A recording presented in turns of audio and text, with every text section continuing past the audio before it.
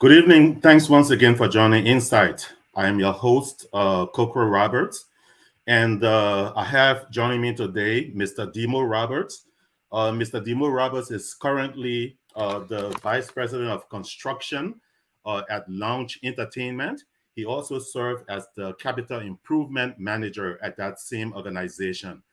But first, before we go into this, I want to first clarify that the original show that was scheduled for today was an episode on cyber warfare. We have moved that episode to the 9th of April. That's 2 weeks from now. And we brought the show that was scheduled with Mr. Roberts for the 9th. We brought that closer to today. So, Mr. Roberts, please go ahead and introduce. Well, first, let me make a disclaimer that Mr. Roberts happened to be my younger brother, of whom I am very proud. He is the proud father of three beautiful children, and he has a wealth of experience as far as project management in both the private and the public sectors. So, Mr. Roberts, go ahead and introduce yourself and also give us a brief timeline of your career for the past 15 years and how along the way experiences the experiences you had along the way help prepare you for where you are today, for first being the director of public property at the city of Providence, and also as the VP for construction at Launch Entertainment. Yeah, Oh, thanks for having me. My name is Demo Roberts. Um, I am the VP of Constructions with Launch Entertainment. I've been in the industry for a long time. So going back 15 years, I started in the construction field. I've done everything from the ground up. So with my experience, knowing the ins and outs of building, from really touching, feeling, and knowing, how projects are ran, from, masonry to knowing how the labors work, to, electricity and just everything that goes into major commercial and buildings. I've had the experience to be a part of, knowing how to read blueprints, and just working from the ground up really helped me manage people, manage project, knowing expectations. If you're running projects like that, and the good thing about the experience is that if someone tells you, hey, this is something that's going to take me a week to do, and that it should only take 2 days, you can really manage that. So I've worked for companies doing site work to major buildings throughout the Boston and Providence area. I am currently doing nationwide projects, and so that experience have come and helped me a long way. that's great. So let's begin with the city of Providence. Uh, there's a process for purchasing city assets, city properties. So, I mean, of course, I realize that you weren't just in charge of purchasing, you were also, as far as city buildings and things like that are concerned, all of that fell under you. But as far as purchasing goes, describe the requisition process. How is it kicked off? Say the fire department wants to buy a fire truck. What do they do? Yeah, so there's two ways, and we can get into more of like the purchasing of things. But let's say if I was going to give away, you could sell and you can also purchase property, right? So if you were going to give away any city property, it has to go through a series of steps. One, you have to announce it to the public that, hey, we're going to get rid of this asset. That's if it's over $1,000. If it's under $1,000, you can just get rid of it. And while I'm speaking, I know there's been some changes made in the city as of recent, so that might have gotten tweaked a little bit but from my experience is that you go about 10 days and you will, announce it in some sort of a publication, a newspaper or something like that, for at least 10 days. And then from there, it has to go to the city assessor to make sure to figure out what the property value is. Whatever the property is, they'll tell you, what that should kind of be. Once that's all said and done, you put it out to bidders. So if you're going to sell a place, you may have multiple people wanting to bid on that property. You can't just give it to anyone. So you have to then award it to the most or the most qualified bidder is what you call it. Obviously, you want to get the most for the city, but you go through, everything that they bring into the table to determine if they're more But qualified. but just I'm sorry, just to be sure, Mm-hmm. not just any city employee can initiate a requisition. Yeah, no, not that. To purchase a building. I mean, you can determine if you want to get rid of a property, if you deem that, now it becomes a diminishing asset or Mhm. things like that. So if that's determined, there's several, the director of public property is more than likely the one that's going to say, all right, this is diminishing, it's no longer serving us well. So let's say a building that's falling apart, you can look at it and determine and say, well, this is not serving the portfolio well. It's becoming a liability instead of an asset. Then you can ask to put that, up for sale. There's many other ways to go about it, but that's just one example. So, yeah. So anyway, once you determine that, like I said, anything below $1,000, you really don't have to do that. And then the next step will be, getting the nod from the city council. They have Not as in the go ahead. to go ahead from the city Mhm. council once that Mhm. passes. And then you can kind of move forward with that. Sometimes there are opportunities to trade asset for asset, but that can't really happen unless the city assess both properties to see that it's almost equal value before you can do that. There are So other the steps. this Yeah. so the decision to say sell a property, demolish a property, that will come based on the assessor's determination. No, so the director of public property will determine that, this is time for this to happen. But if you're going to do so, then you have to follow those steps. So if you're going to give away, or not give away, but sell the building to, whomever, it may be real estate developers, it could be whoever, then you have to go through those steps. But knowing what it's worth, the assessor would then step in to make sure they're making that proper determination. Okay, so but your situation doesn't seem all that typical.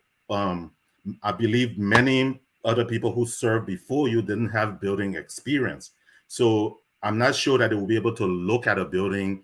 I'm not sure they will be able to assess a building and see whether it's time for it to go. You could do that, but typically, how would something like that happen? Where would it come from? You know what I mean? Because if say a director of public property, prior to you looked at a building, they probably wouldn't have a clue, whether it's time for that building to be demolished or sold or whatever.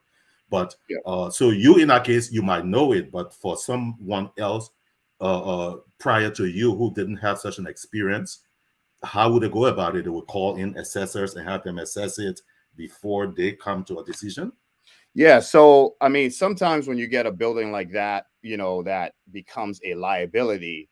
I don't think construction experience really you really need construction experience for that. You can see that, a building is crumbling, it's not safe, there are leaky roofs, it's just not serving its purpose, and it may be, a danger to, the folks that may, occupy the building. So there are buildings like that you just clearly know that, the heating, is no longer good. The roof is really bad. You may have like brick that's falling off the building. So I think many folks can go ahead and you can take a look at it and kind of know this building's not in, great shape. But also to your disposal, you have a lot of, like vendors to help you out. So you're not making this decision just in a bubble by yourself, including me. You have other people, structural engineers that you have at your disposal that you can bring on. You have other construction experts. You got tons of people that can help you make that determination. So if I want to know, hey, if we're gonna change the heating system and do all of this, we'll have expert to go in there and test the building. Is there lead in the building? Is there asbestos in the building? So that is, it takes on its own role. There's like some guidelines to determining all of that. So, really, you have all of these experts at your disposal to make that determination. So others would do Okay. the same. Okay. So, well, staying on the city of Providence for a moment, talk about what CIP means, Capital Improvement Program. I know that you managed the CIP for Providence. Talk about what that entails. Yeah. So the city capital improvement program is a series. I mean, it's a series of projects, right? That basically keeps the city's infrastructure intact, if you will. So the city has a program that's a 5-year rolling program, meaning at any given time you should always be 5 years ahead of schedule, or looking at In, these in terms of planning or in terms of in terms money? of in terms of is a combination of both. Yeah, I mean, so you want to have a plan for your city asset, your infrastructure, your buildings and things like that 5 years ahead of time, so you're not winging it. In other words, if I'm in this fiscal year, I want to make sure that I know what projects we're going to do the next fiscal year, the fiscal year after that. So you always want to have a 5 years 5 year. in advance. Exactly. So every time you use up a year, then at the back end you add a year. So you're Okay. always within 5 years. But the CIP covers everything from roads to parks to buildings, to art, and so on and so forth. Even the planning department, like, is underneath that as well too. So overseeing the CIP program, the way that we break it down, there are several departments that would have their own portion to the CIP. So, in other words, the Department of Public Property, which I was also the director of, but also oversaw the capital improvement. So, public property will be in charge of city buildings, such as office buildings, fire stations, uh, schools, and rec centers, and things like that. The vertical construction is what we call it. You're building, up this way. Mhm. So public property will oversee that. Then you also had the Department of Planning that would help plan all of these things to make sure that the city is going in the right direction. You have urban planners and other folks to make sure that they're looking at things, bigger than just the city buildings, but everything from bike paths to things like that. And so on and so forth. Then you also have the DPW, Department of Public Works. They will take care of the roads. They will take care of the water infrastructure, or the sewer infrastructure, and things like that. Things that are underground and things that you're not looking at. They will go ahead and take care of that. You have the Parks Department, which is kind of a separate entity, but if you have capital improvement dollars going towards the park projects, I also oversaw that as well. So it was a whole lot, to oversee. So, if I understand you correctly, by default, whoever becomes the director of public property for the city of Providence automatically becomes the manager of the CIP. Not Is that correct? necessarily. Not Not necessarily. necessarily. Okay. Yeah. Okay. In my case, I happen to do both. There has been another director that has done the same thing, but it could be managed, separately. So if I wasn't overseeing the CIP, I would still have CIP projects as the director of public property. So not only was I Okay. right, Okay. not only was I seeing the public property projects, and my internal team had to take care of those projects as public property, but then I also had to oversee the rest of the CIP from these other departments that I mentioned. Okay. So in your role, so for your role as director of public property, what else I'm talking about besides looking after requisitions and things like that? What other responsibilities did you have? Yeah, so a lot of times when I explain, being a director of public property, a lot of people think about buildings, right? That's where, a lot of people go to that. So just want to clarify. Public property for the city is property, anything that the city owns, right? So, From signs, road signs to whatever. Yeah, I mean, so yeah, so anything that the city purchases, really, like from, you can have, like, vehicles, and you can have fire trucks and lights on the streets. Um anything that the city wants to purchase has to go through the purchasing department, which the Department of Public Property oversaw as well too. So again, it could be whatever, right? Each department has their own budget, but in order to purchase those things under a certain dollar amount, they still need to come to, over a certain dollar amount, they still need to come to purchasing and public property to ask, if that could happen. So again, it goes from buildings to street lights, to vehicles and ambulances and fire trucks, to the uniform that folks wear, you name it. If it's Wow, you can get really granular, doesn't it? furniture and everything else. Yeah, it's a tall task, but yeah. So we oversaw all of that. Okay. So, in your capacity as director of public property for the city of Providence, did you have occasion to? Because I mean, I have a a decent idea of the state of Rhode Island, at least the area where you live. There are other small cities, Pawtucket, Central Falls. In your capacity as the director of public property for the city of Providence, did you have occasion to interact? I mean, as far as city business, to interact with your counterparts in other cities around there? Yeah, so I dealt a lot with the state of Rhode Island. So the way that we work, so I talked to you about our CIP, or capital improvement. The capital improvement, and there's different funding sources, and we can get into that, and it's different things, will take different actions. But I interacted with the state a lot because our schools are ran by the state, in Providence. So it was a state takeover. It's very, very complex, but if there were going to be any improvement done to the schools, we had to partner up with the state, to get these things done. Okay, so this kind of collaboration is usually not lateral, you to other cities, but instead you probably to someone that represents the state. Yeah, in a certain portion of what we were doing. Yes. Okay, so you hardly interacted with your counterparts in Not on a project base. not on that. Okay, okay, Yeah, folks understood. will usually call because we are the capital city. They'll call and say, "Hey, how are you guys doing things? What are you doing here?" And we can give advice, but not, in my time there, not collaborating on a particular project. No. What did you find to be the most challenging part of your work? That's a good It seems question. like you already know the answer. Well, yeah. Uh, There's so many different layers to it.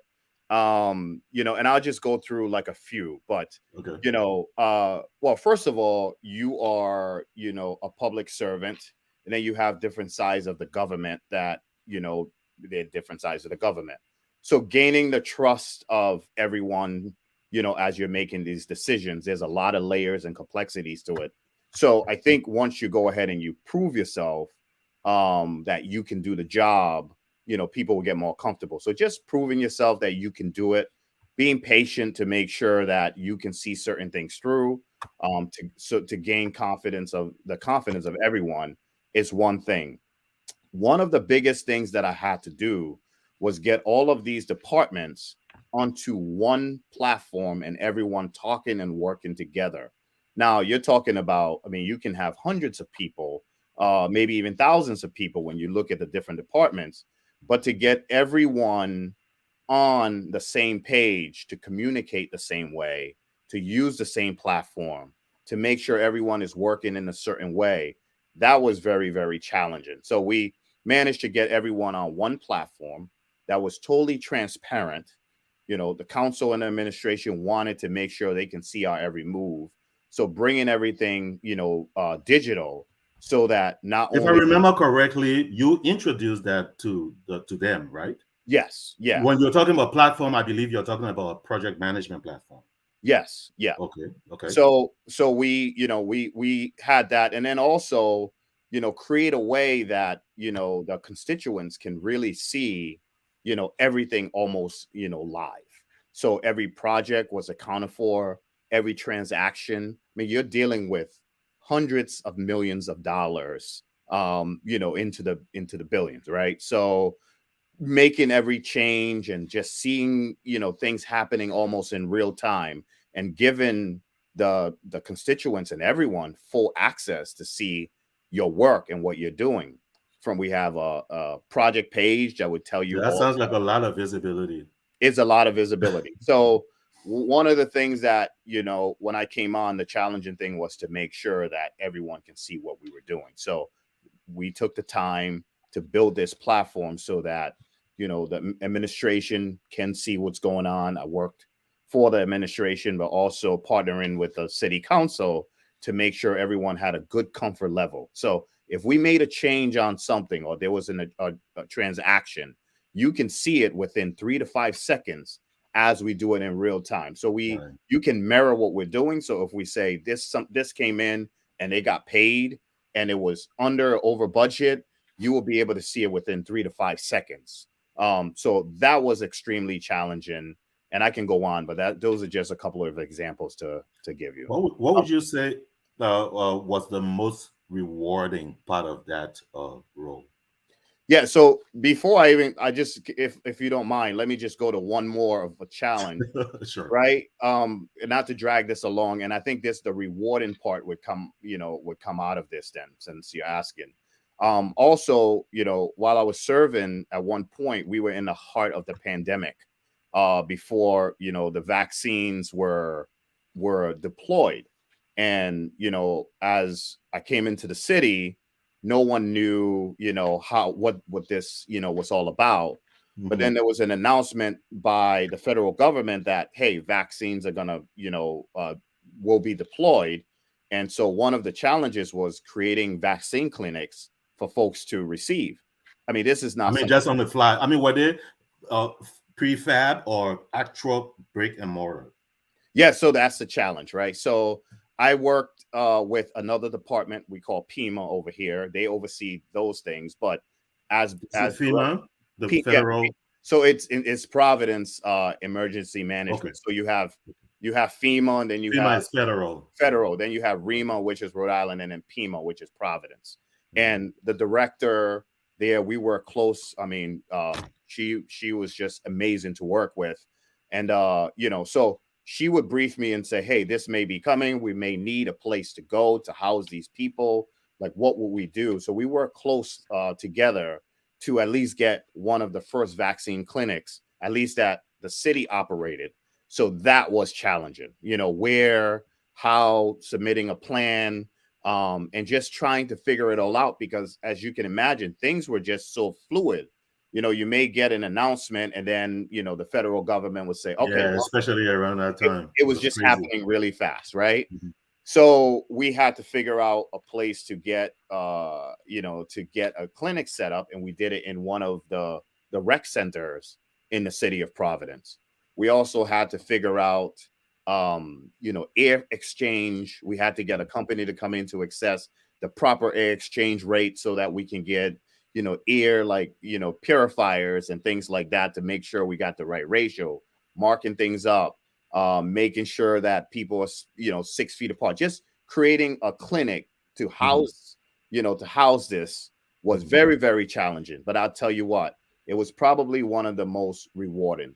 It was all hands on deck, getting, chairs and tables and supplies to, help, PEMA out, was very, very challenging and rewarding. Right before opening, I remember having my daughter, my middle daughter, and my son come out to mark the arrows, like which way to walk and things like that. And it was all hands on deck, Mhm. So that was very, very challenging, and also to me the most rewarding, when I could sit back and see the first responders get vaccinated, and then also seeing, like a certain age group, the elderly, get vaccinated, and it trickled down. And then we started, multiplying these vaccine clinics. Was very, very rewarding for me.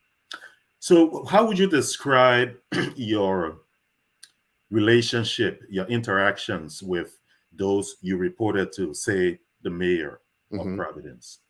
Yeah, People like the people that were above you, how would you describe your relationship with them? extreme. First of all, extremely professional, I would say, is the first one. I work with so many people. Um I work closely with some versus others, but I would say, it was extremely professional, extremely friendly. It was good. It was, I learned a lot in the time that I was there. So there are a lot of people that are extremely passionate about, what they do. I work really close with the chief operation officer as well. Mm-hmm. um but I think the job of what public servants do sometimes become like thankless, right? Because it's Yeah. relentless, it Mm-hmm. never ends. Mm-hmm. And if you do one thing, I mean, obviously you have eyes on you, so you have a million people that could do it better than you. Yeah. Uh, But you just got to do the best that you can, work with the people. There's some people that worked countless hours behind the scenes that people just don't know about. And, everybody thinks it's always just 9 to 5. Like my job basically was, 24/7. If something happens, you have to respond. I had other people working for me that did some things as well too, but I was always really, really into it. oh, okay. So before let's go back to before, because I know you were at Lounge Entertainment, Mhm, then took a break from there, went to the city of Providence, then went back to Lounge. mhm. Let's go back to before your first assignment with Lounge.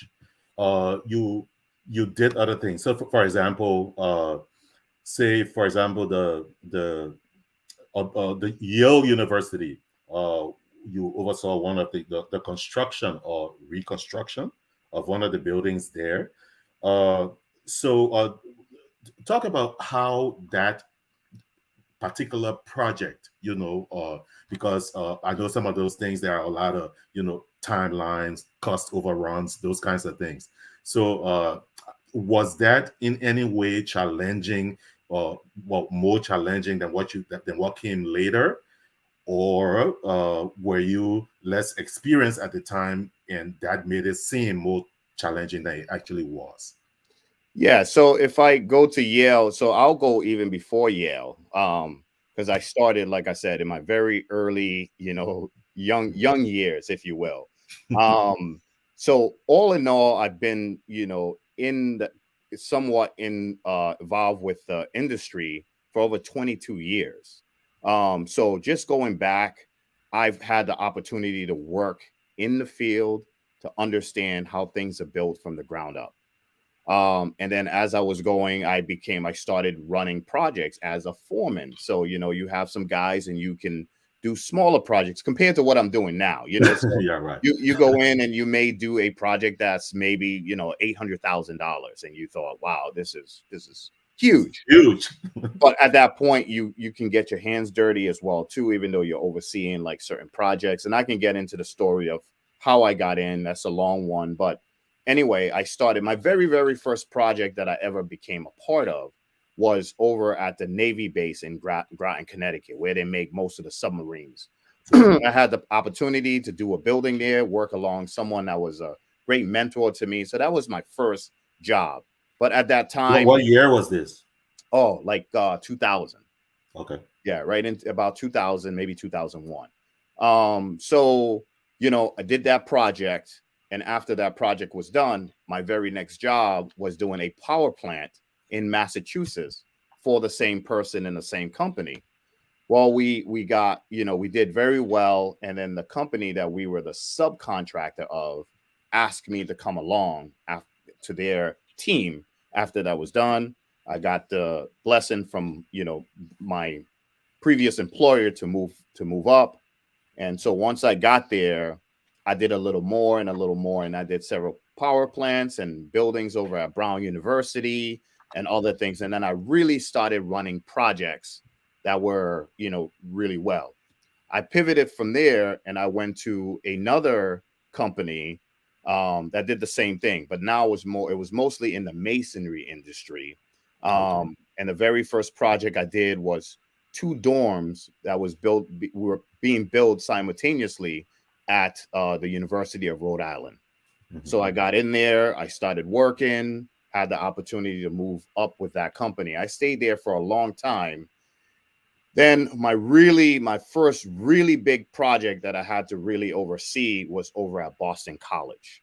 Gaston Hall was the first one. Gaston Hall is the first building that was ever Boston College. So if you look on the Boston College logo, there's a big fancy building, and it's called Also, Gaston. that this was a well, you guys were what Yeah, reconstructing it, rebuilding it. yeah, it was a rehab. We call it a rehabilitation of the building. It was Mhm. at the time over 100 years old, and Boston College wanted to make sure that it was put together, like it was in its time of glory. It needed to be new, but still keep the same old feel. So we really got in there. It was about maybe about a year and a half that I was there, and that, from doing that job, I started now working and coordinating with other companies from overseas, well, not Canada and other places. So it was a lot of coordination and being organized and making sure that we're keeping schedule. So that was really my first major project in the millions. Mhm. So we did that with flying colors. We finished ahead of schedule. And then I moved on to another project um, at Harvard University. There's something called the River Houses. They were doing a pilot program. So Mhm. I started running that project. New or refabs? It's like a rehab as well too. Or But it was rehabs? just yeah. Refab. Mhm. No, it's all right.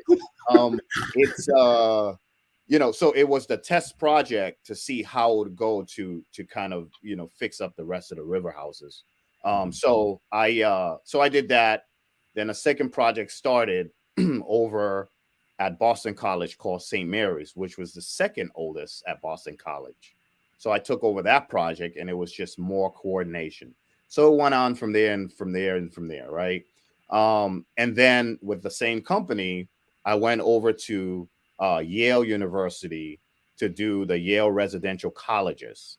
Mhm. So it was 27 building on about roughly 4 city blocks.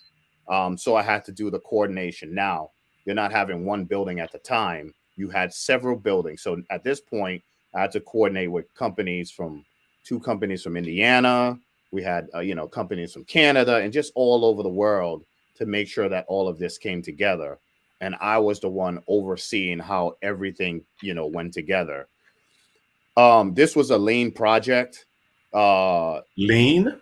yeah, a lean project, right? Mhm. And then also, like, there was no lay down area in the campus. So you had millions of stone and medallions and other things being brought to the site, but you couldn't lay it down. So we had to get a warehouse off site, create a trucking company just to make sure. So this was all part of the project. How Mhm. do you transport the thing? So the company end up So buying. I'm sorry. Creating a trucking company, you guys did that to meet the requirements of that job. That's the Yeah, only reason why. that's the only reason why. So if you know the layout of a campus like Yale, there's not a lot of moving around there. In order to house all of the stone and everything that you need to go up in the building to be on time, you can't order it as they come and then you put it up. Okay. So there are like You have to store them. you had to store them. Mhm. So the company I was with previously bought a old trucking company warehouse Mhm. that had 58 bays. So stones would come in on the inside, on the outside. We had to plan for about 3 years what would how we will move these things, and just to transport the stones from the warehouse to the site, which was maybe about a 10-minute ride from where the warehouse was. We had to now figure out how we would transport that package. First of all, you had to organize the stone, package it. We created blueprints on the site to explain to people how things went together. And I did all of that in house. I had a team working in the warehouse. We had to get a couple of forklifts to pick up the stone, had to buy a couple of 18-wheelers and 10-wheelers as well too.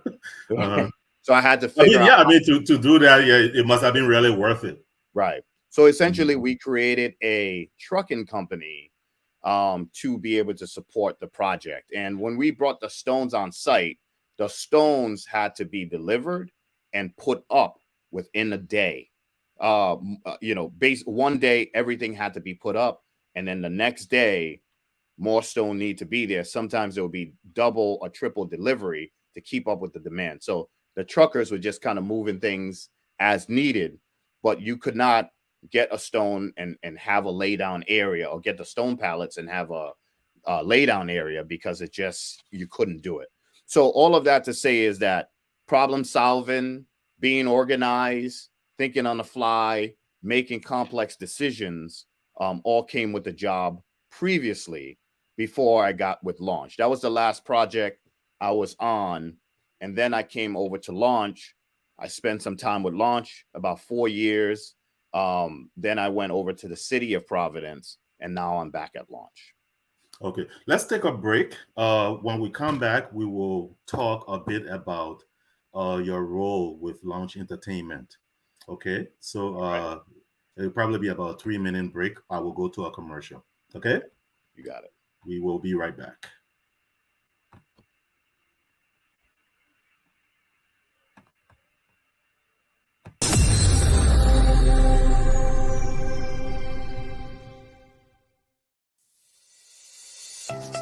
Welcome to Matilda Healthcare Services.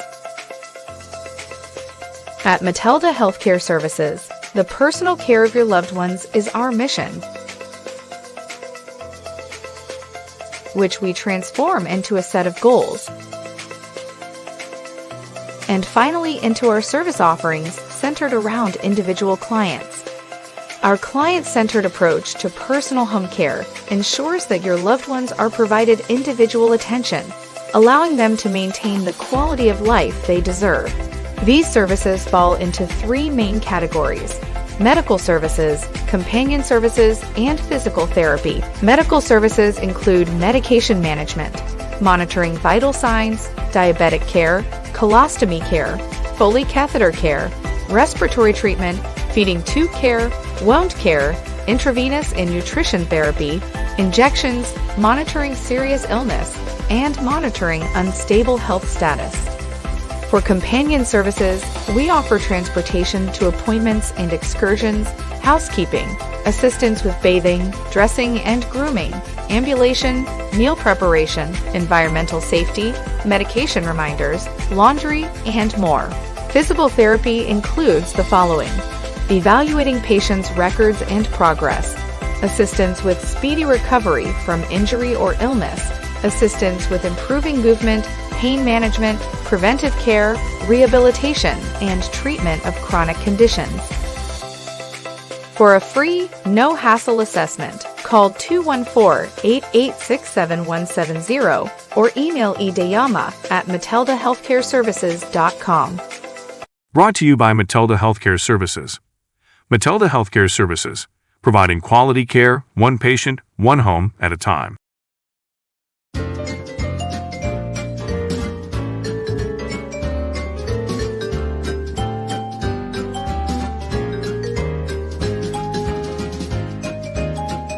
Welcome to Roberts E-Commerce Solutions.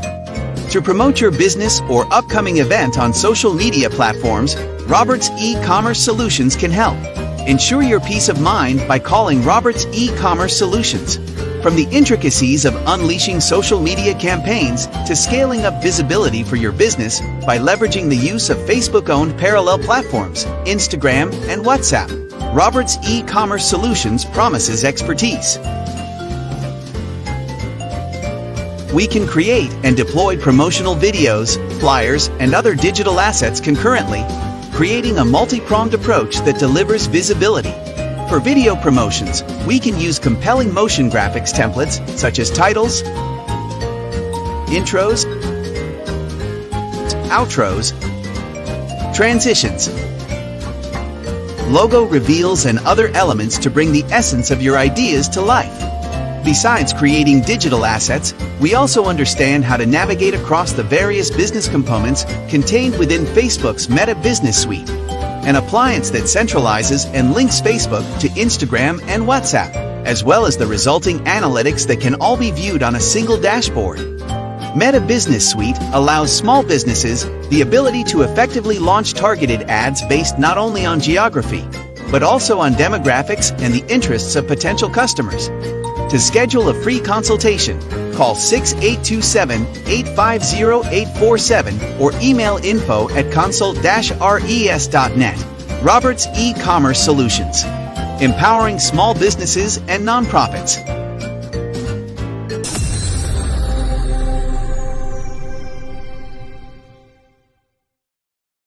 Okay, we are back from break. Today, I am talking to Mr. Demo Roberts, who currently serves as the Vice President of Construction for Launch Entertainment. Prior to the break, we were discussing what he did in his role as the Director of Public Property for the City of Rhode Island. So now we will begin talking about his what he does at Launch Entertainment. So, Mr. Roberts, can you hear me? Yes, I can. Okay, so just describe your role as VP of Construction. What does that role involve? Just give a high-level description of what that role involves. Yeah, so my role, I'm in charge of design, engineering, manufacturing, construction, and also the entire look and feel of Launch. You're talking aesthetics, how beautiful things look. Yeah, okay, exactly. Mm-hmm. So that's at a very high level. Those are the things that I oversee there. Okay, so let's say a typical project for Launch. So to be sure, the Launch Entertainment is involved with building these trampoline parks, right? Right. So to clarify, I think some people may say Launch is Launch started as a trampoline park. Okay, now, right. I described it as Launch Trampoline, but they do more than that, don't they? Right. So Launch evolved quite a bit ago to be a full family entertainment. So if I had to compare it, something like a Dave and Buster's or the others, but I think that's a national brand that most people can recognize. Right. So Launch, again, transformed from just a trampoline park that, you had warehouse, you put trampolines, kids can go and jump. Now, in a typical Launch, you're going to have some trampolines, you have, arcade games, you have a restaurant, you have a bar, bowling, and all kinds of other stuff, virtual reality and so on. So the idea of Launch is that families can go in and you can have stuff for everyone to do. They have, big screens all over. So dads and moms can watch the games, while the kids do, jump. You have arcade games that the kids can play. You have bowling that all ages can enjoy. And like I said, it's so much more to Launch than a trampoline park now. So Launch also is a franchise, similar to McDonald's. You will have franchisees. So we are the franchisor. We may have our own projects to take on, but if you are a franchisee and you buy into the business, we will walk you through everything. You're basically buying into the franchise model. Right, of course, you have to do things a certain way. Exactly. You have to build your facility a certain way. So, but describe a typical project. So, say for example, Launch Trampoline decides to build, say, a facility in whatever, Texas, Dallas. Yeah. What kicks it off and what happens next? Yeah. So if we're going to go the route of, say, working with a franchisee, once, and I'll kind of fast forward to the franchisee comes in and they're interested and they buy into the system. Once that starts, you will have a team of folks. So it just kind of goes down to different department and different teams. So the team of folks would then sit with you and really start looking for a territory for you, say in Texas. These folks will will go through. They will look at areas, and they can tell you almost everything. What are your competitors? They will tell you, driving traffic in the area, foot traffic in the area, what other businesses are doing.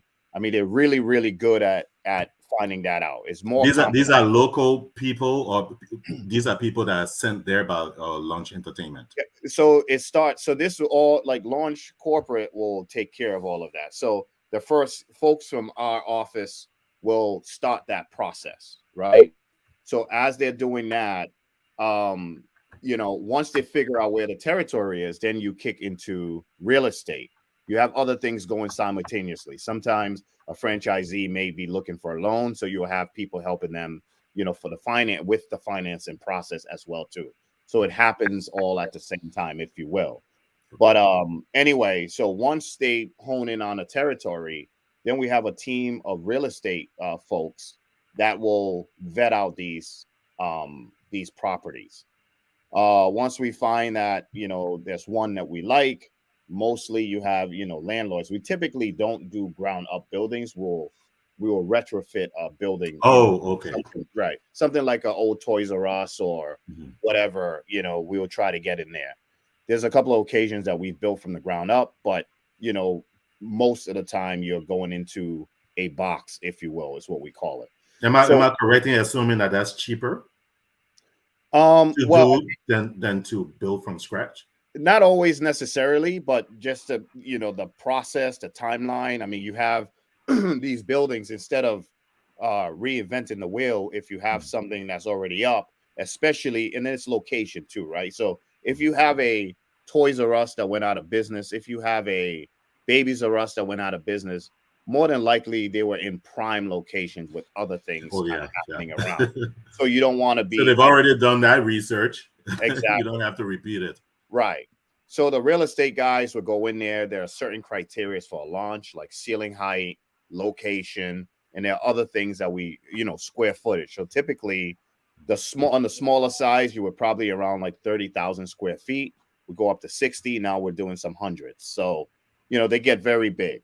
So once they see a building, or they get a building that they do like, and they negotiate with that landlord and they sign a lease, that kicks into me. That's when, I really, get involved. Also along the line, I also see the project management of the entire launch. So when you come into the system, we will introduce you to a project manager that will pretty much usher you through the entire process. So even though I may not be there, but one of my team members will, kind of start taking you along that line. So how does one become a franchisee of Launch Entertainment?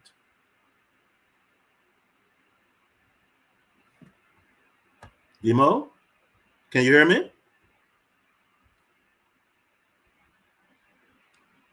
Mr. Roberts, you there? Can you hear me? Okay, now I can. You froze there for a moment. Okay. All right. Did you hear my last question? Yes, I did. I did.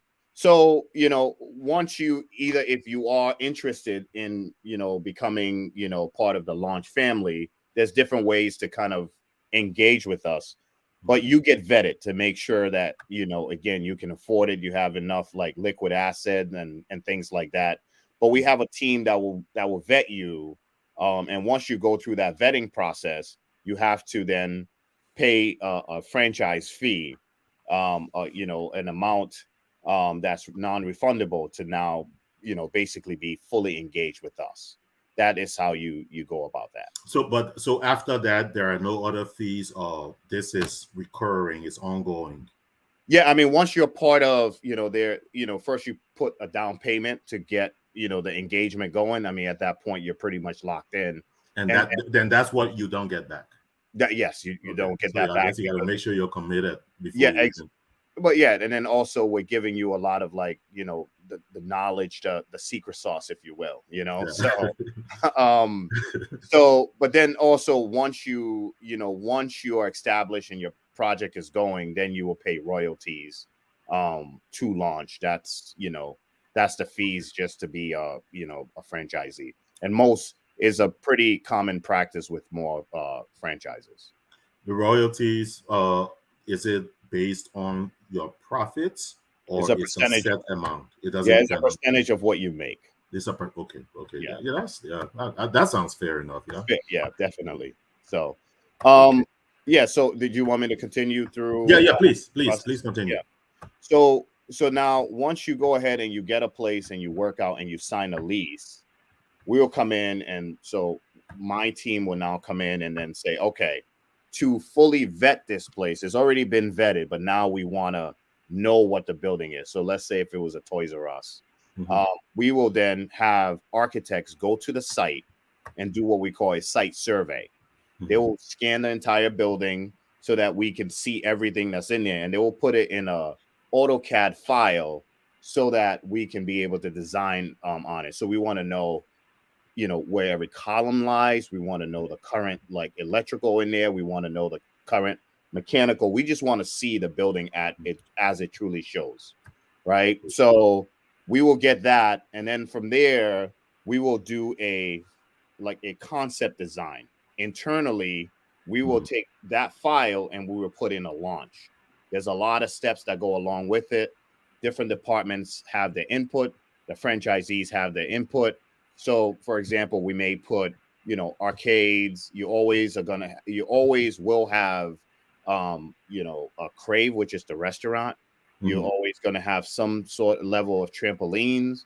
You mhm. may have, arcades and bowling and bar and other things. But once we do that, we kind of go back and forth. Once it's approved, then we give it back to the architect, and then we say, just make it all legal.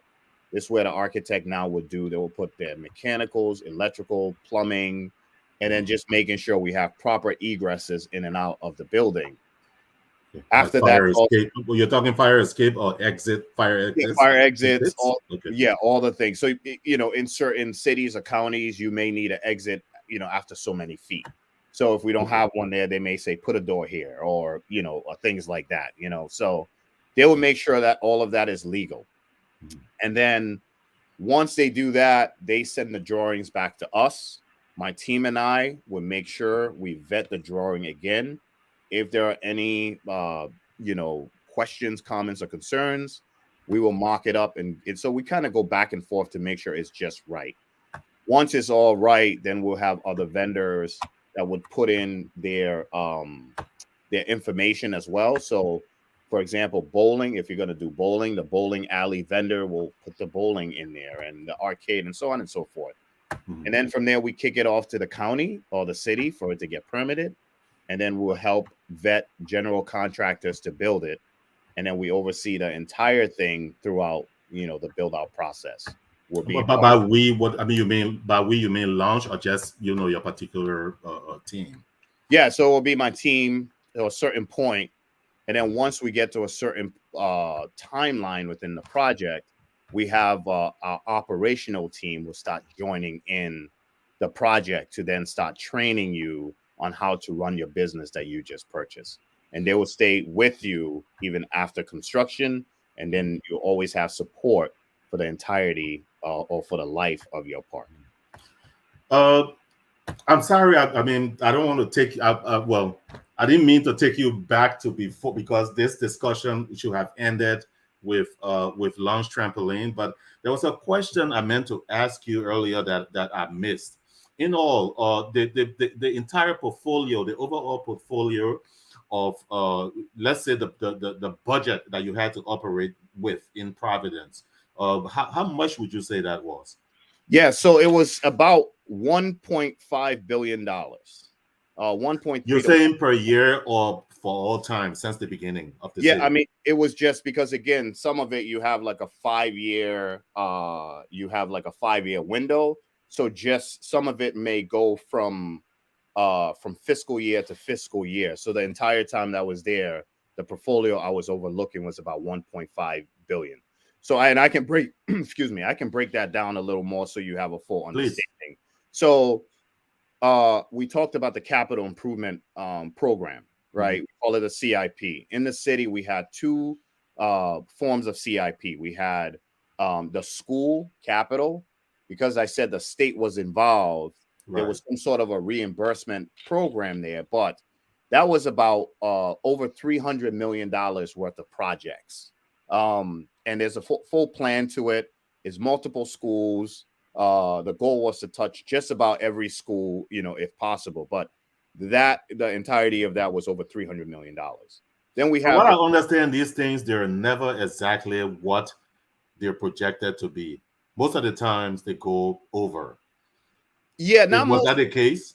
Yeah. So I mean, I can probably say that when I was the city, all of the I still have projects going on, because again, some of those projects, once you start, they could be, a year and a half, 2 years, 3 years. So, but most of the projects that I started and completed were all on time and on budget. So I'm extremely. No, I'm talking about cost, because one thing that I guess whoever is undertaking a project like that, it might be cities or whomever, they're concerned about cost overruns. How much over the budget the cost of this project is going to go? You know what I mean? Right. So not in terms of time constraints, but in terms of money. Yeah. So you're always adjusting. Like I said before, like I said, I know I said on time, but I also said on budget as well. Oh, okay. Oh, I didn't get that. Sorry. Yeah. So on time and on budget. And again, that's when I was there. So things may have happened after or prior, but so with projects like that, there are a lot of complexities, right? So you have the idea, you have the opportunity to then shift and pivot. So when I came in to the city, obviously the CIP existed. There were budgets that was there, and then the whole world shut down for a couple of years. Right. So some of those, those projects just sat there. And then after COVID, I mean, COVID's not really over, but once the world started coming back to normal, a lot of things changed. Supply chain shortage, things were a lot more expensive, but you have the ability to go ahead and reshuffle some funds because you're already approved for a certain amount. So you may say, oh, well, we wanted to do $5 million here, but we're into this project. Let's talk about this. Maybe we phase out this $5 million project and do these things and take money. So you always have that bucket of money. So when I say 300 million to schools, you still have to use the 300 million, but you have the ability to shuffle it as long as you are working with those approved projects. Okay. So you just can't go and start a project or just use up the money or don't finish a project. You always have to go back to the city council. You always have, that's where the communication and the transparency, is so important. Yeah, and of course you had no control over what a vendor, what they're going to raise their prices to, you know what I mean? So yeah. So for example, at one point, plywood just became extremely ridiculous. Plywood was, about 7 times like the typical cost when they estimated these projects, right? So for a sheet of plywood, if it's 7 times the cost, do it by 1. And then if you're doing a school that you have hundreds of thousands of sheets of plywood, it can really be a project killer. But this is where you go, and then you go back to council, and then you talk it out, and then you figure it out. But you always have to come up with a plan and let folks understand like what you're doing. If you get to a certain point and you feel like you need to get more funding or borrow more, you can certainly do that. But the capital improvement, the way that it was very fluid. Things are happening. You always have to give reports. You're always in public meetings to, just advise and just let folks know like what was going on. So putting these projects online and making sure that you can see it, it made my job a lot easier because I can just turn back and say, yeah. I mean, it eliminates a lot of questions, right? I mean, exactly questions that people want, why, what is this for, and things like that. They can already see it, so no need to ask. Right, and we also give like quarterly report to, we work closely with the mayor. So the mayor is always, involved. You have meetings with the mayor, just briefing the mayor or talking about it. Your partners in this, and then so the same thing with council. You do the same thing. They have a finance committee that you get summons to the finance committee if something. I think I might be mistaken, but I think I saw one of those sessions where they were trying to grow you over those, and you handle yourself pretty well over there. Yeah, I mean, thank you. I mean, it's Yeah, because they you know, can be really tough, you know. yeah, but you know, and the thing is, I have the respect, you know, because yes, you do get grilled. You know, folks want answers. Mhm. You know, if a project is going, or sometimes you may have to speak for others because it's ongoing. So you will get a question like, "Hey, you know, this has been going on for a long time. How come you're doing this before that?" And sometimes you have to really speak on it. You know, if projects are not moving fast enough or we're not doing the same volume as we're expected, you have to set realistic expectations. You know, I remember being on one meeting and we were saying, well, how come we're not doing more streets and roads and whatever? And my, you know, my advice to everyone was just be patient. We're building this up. I guarantee you, we're in the winter time now, so we're talking roads. Right now, that's not. I can't do much with paving. The season's over. But what we started doing was procuring and securing and getting on the boards of all of these contractors so that early spring we could start working. So if you're starting to work in, you know, March or April or May instead of June, July, August, you can do more. Also, if you stop procuring in, you know, October, November, December, January, you get on the calendars of contractors. So because we are the city of Providence, you know, you just weren't automatically penciled in. You're competing with other cities and towns, right? So the city of Pawtucket or Cranston or Warwick or Central Falls may be looking to get their roads done as well too. Right. And you may have 20 contractors that are taking the work that needs to be done. So the earlier I could get on their board and make sure that we pencil ourselves in for, you know, April, May, June, you know, we're good. You know, previously, if you did it a little later than that, by the time they can squeeze you in, you're probably talking about June, July, August. So you have half the build season. So just convincing everyone and really standing by it and saying, just give me the opportunity and watch. And those things started happening. Same thing with school buildings. We started really getting school buildings done. There were a lot of groundbreaking ceremonies and ribbon cuttings and things like that. But just being organized and just getting yourself together so that you have a path to the construction season really, really helped me. So, yeah, you get grilled. But I think once you do one, Yeah, I two, mean, but you can't really blame them, you know, can you? absolutely You know? not. Absolutely not. So, yeah. So, would you, can you give us, can you state any final thoughts before we end the broadcast? Yeah, no, I mean, I just want to say that, I'm just thankful for everything that, I have. I've been given some great opportunities throughout my career. I'm always thankful for every opportunity that I do have, and I appreciate everyone that's, believed in me. And then I also have a strong family support. As you said earlier in the broadcast, I have three wonderful children. I have Brianna, Lauren, and Sage. They are, my rock, and they support me in everything that I do, and I support them. So yeah, I mean, these guys are the reason why I do what I do, and I'm extremely proud of them. Brianna is a senior in college. Lauren is a Wow, senior that happened fast. very, very quickly, very, very quickly. So, and then Lauren is a senior in high school. She's gotten, oh man, multiple college acceptance and scholarships and things like that. So that makes me proud.